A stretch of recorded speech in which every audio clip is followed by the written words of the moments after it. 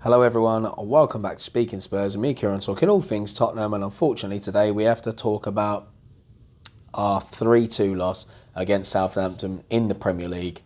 Player ratings, a little bit about what Conte has said, some of my personal thoughts, and some thoughts I've picked up from the fans over the last couple of days. So welcome back to the channel. If you haven't subscribed already, please do so. Don't forget to support the video with a like and post your comments below. Apologies I didn't get a video out to you yesterday, but I was at my uncle's funeral, so as things go, I think that's a pretty good excuse.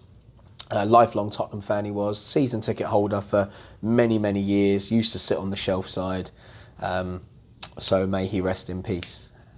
Lovely service, good evening at the wake. But here we are, talking about Spurs disappointing. And actually, I was talking to one of the guys at the funeral. He'd flown over from America. He used to live in Essex and grew up with the family. And he'd moved over to America, came back over for the funeral, bless him, and actually went to the game against Southampton. So the boys really let him down. It didn't put him in a good mood before the funeral. So sorry, Pete. But that's Spurs for you. So let's jump into it. Let's have a little chat about the game. So it was an unchanged lineup from the FA Cup win over Brighton, where we played really well, controlled the game. So the same players go out, and you're expecting what will be a similar performance, but we got anything but that. As usual, we started the game slowly and poorly, but that's kind of a feature of Tottenham these days. But somehow managed to take the lead from that low Højbjerg cross that was turned in by Bentancur for an own goal. They soon levelled after that, which was we can only describe as a comedy of errors in the Spurs box, with Broja scoring from close range. Southampton had pretty much all the first half chances. We only created 2 to their 15 in the first half. That's pretty shoddy. Somehow still managed to take the lead for a second time, where Winks sent Mora through down on the right hand side, and then his cross pretty much pinpoint to Son to volley into the back of the net. And then for a second time we threw away the lead, and Elianassi had way too much freedom to head home completely unmarked. Not long after, Southampton took the lead. Che Adams left in acres of space to head home past Lloris. We did grab an equaliser, however this was ruled out correctly by VAR for offside, and it was that man, Steven Bergwijn, again. I mean, how good would that have been for the lad coming on, scoring yet another important goal for Spurs? Fact is, he was offside, it was correctly ruled out, and just wasn't our day from start to finish. It just was not good enough. Southampton I actually thought played very well at times, just made us look silly. We'll talk a bit about individual player performances afterwards, because I'll do some player ratings and we'll talk about who they targeted throughout the game. But Conte, I'll do a summarisation of things that he said. He asked the players at half-time, after making many mistakes in the first half, to be brave, and he said he felt that they did. But he said we conceded 2 second-half goals that both could have been prevented. Made many mistakes. We did well in the second half and we did score, but you have to be able to defend better. He said we are improving in many aspects, but are still too emotional. We had the commitment, the players gave 120%, but ultimately the mistakes and the lack of concentration and the emotional attitude essentially caused lots of instability and led us onto that defeat. Yeah, he's pretty much spot on. I don't get this. We do have these games where we're all over the place, and I think emotional is probably the best way to describe it. I think he talks sense in that we sort of start panicking, try and rush things, give away the ball a lot, and ultimately that just puts us under pressure. So yeah, it is what it is. Let's talk about the players then. Hugo Lloris comes away with a 7.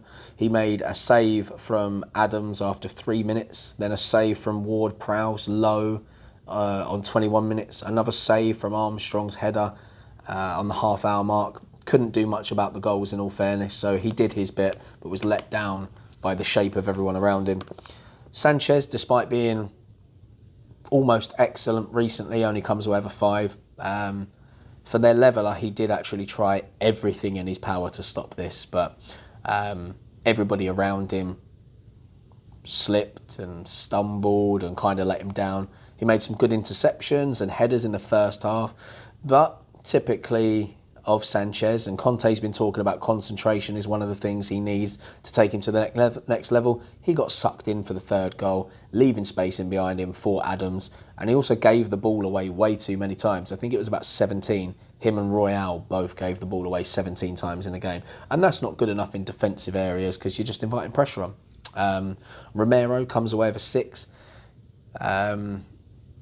Caught ball watching upfield. He was the one that sent the header into Bergwijn for the goal that was ruled out offside.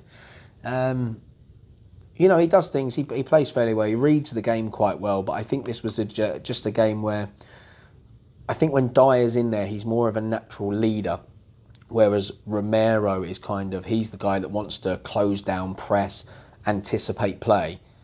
But what actually ended up happening was either side of him, Romero wasn't the guy to take control and lead them, whereas Dyer gives a lot of instructions out when on the pitch, and I know a lot of fans have wanted him to go over the years, but the reasons why managers like him is because he is a natural born leader. He's very vocal on the pitch, so even though he does make his own mistakes from time to time, you'll probably find a lot of his communication actually stops us from coming under as much pressure as we need to. So it'd be great to have him back in the side, because I just don't think Romero's that leader. He needs somebody in there with him to take a bit of responsibility away, so Romero can get on with playing his normal game, which is his great defensive attributes and bringing the ball out from the back.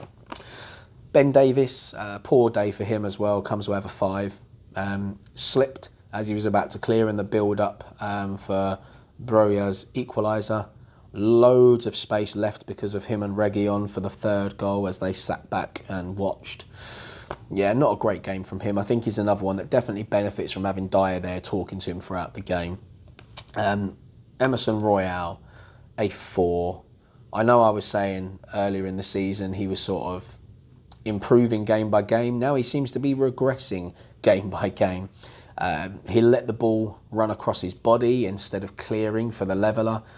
Poor marking for the second and third goals. And Southampton targeted him. They really did all game. He gave away possession way too much as well. Like Sanchez, he also gave the ball away 17 times and just put us under too much pressure. So he's kind of regressed recently. So maybe we'll see a re-emergence of Doherty. I think he should certainly be given a chance now.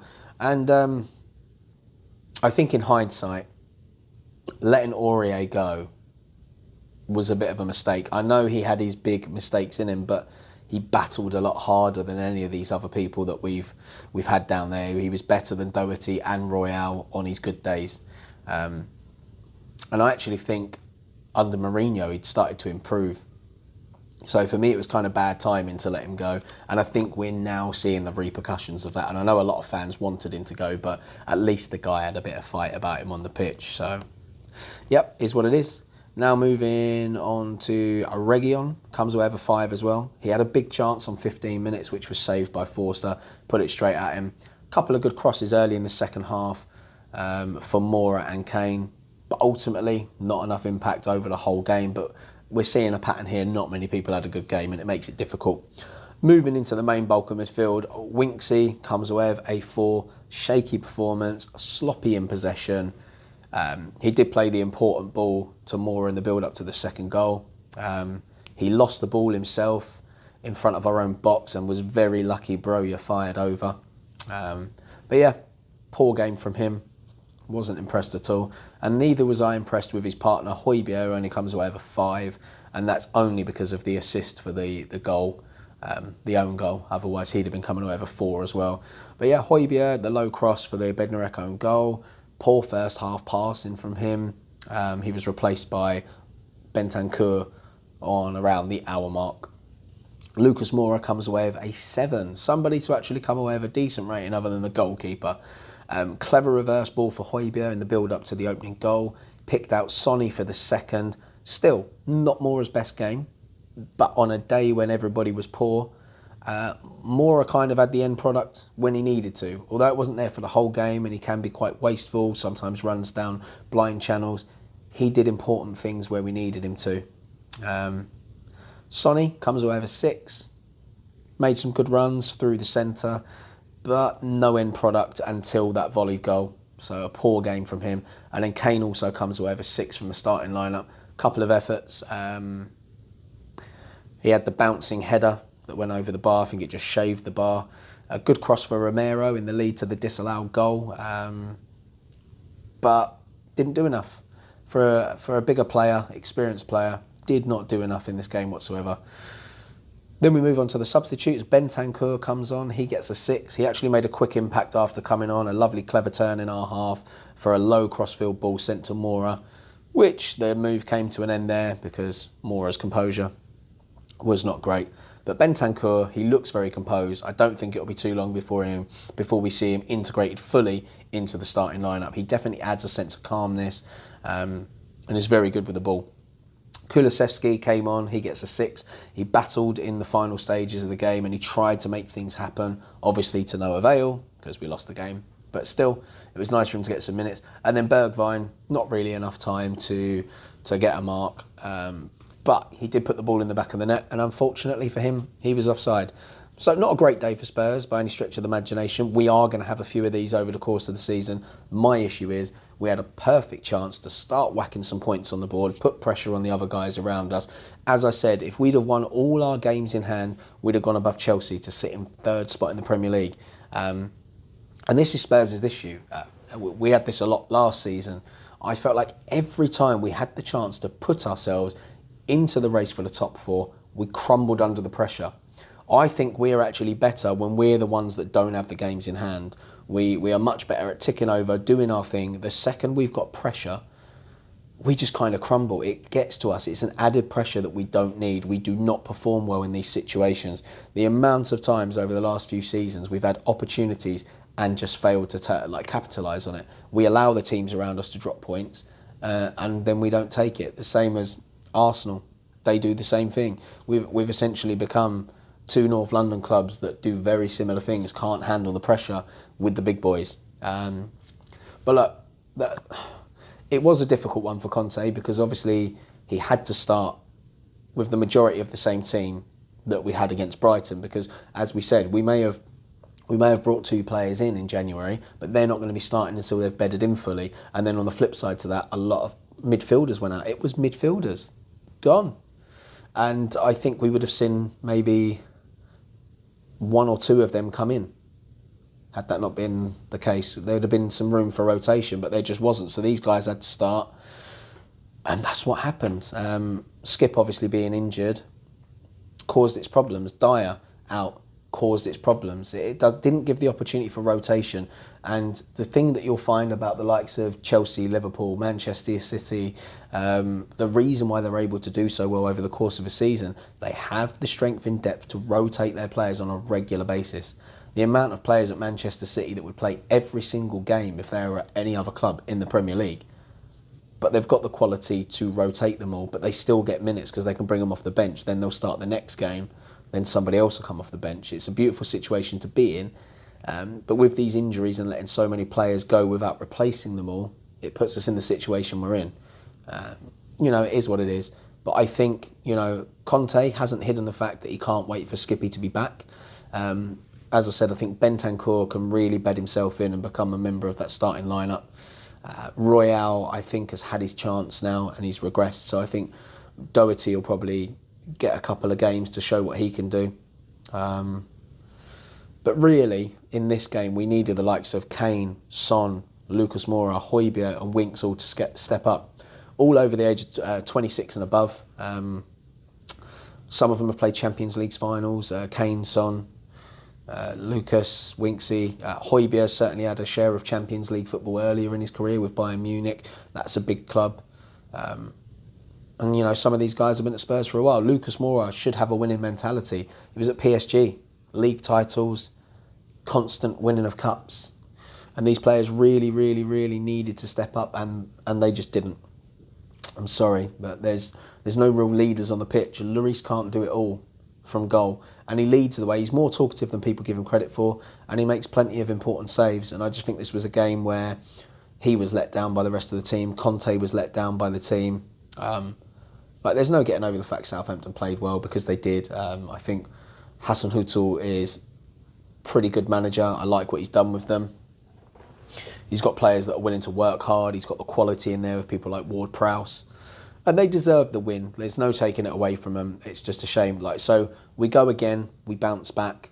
That's it for my opinions on the game. Please feel free to leave your comments below on what you've thought of the game. We'll get the conversation going and react with one another. Thank you for sticking around. Don't forget to subscribe to the channel if you haven't already. Support the video with a like, and as I said, leave your comments below. And then the next video, we're going to be discussing the Y word. So every year the club do a survey. They've been doing it for years and years and years. If you're a member, you'll know because you've probably been sent it. And so I'm going to give you an update on what's going on with the Y word in the stadium. So that's your next video to look forward to. And then obviously we'll be talking about the upcoming games. So thank you very much for sticking around. As I said, don't forget to subscribe, like and comment. And until next time, come on you Spurs.